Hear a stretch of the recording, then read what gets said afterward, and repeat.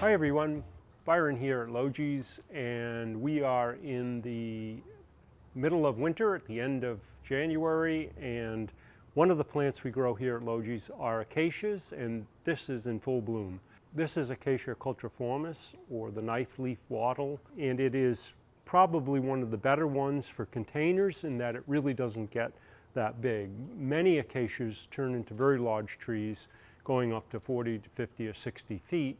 This one actually stays as a shrub and can be easily maintained in containers. It flowers at this time of year. The key to it is you have to give it a chill in the wintertime, below 60, preferably 50 degrees during the night, in order to get buds to set on it. And then it needs a very sunny exposure. Most acacias that you see in the landscapes are out in full sun. The flowers are fragrant.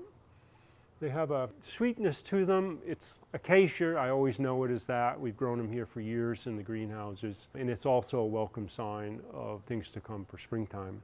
As far as culture goes, you want to make sure you grow them in an acidic soil. They will not thrive under lime conditions or sweet soils. And when you prune them, and we will do that to this plant, we're going to cut the top out of it and the edges. You never want to cut them beyond your foliage because they generally don't sprout out of that. So you always want to leave some leaves behind where you've made the cut when you prune them back. And then it's a good time to do it as soon as they're done flowering. You prune them back, and then in the summertime this will go outside where it'll thrive and get full again.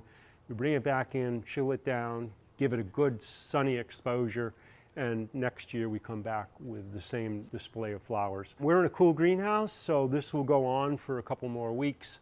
So you get almost 3 weeks of blooms out of it, and then it's finished. It also has a interesting leaf. They call it the knife-leaf wattle or acacia because it's a sharp, kind of a triangular leaf. It's not sharp to the touch. It doesn't harm you or anything, but it does have that kind of flattened foliage to it. And it's silver gray, so even when it's not in bloom, it does add some texture to the landscape, or at least in our potted plant collection. There really aren't any insects that we struggle with acacias. They seem to be pretty free of it. Some of the finer leaf ones can get spider mite, but this one pretty much stays clean from most insects. And as long as we have good drainage in the soil, the root systems usually remain quite healthy.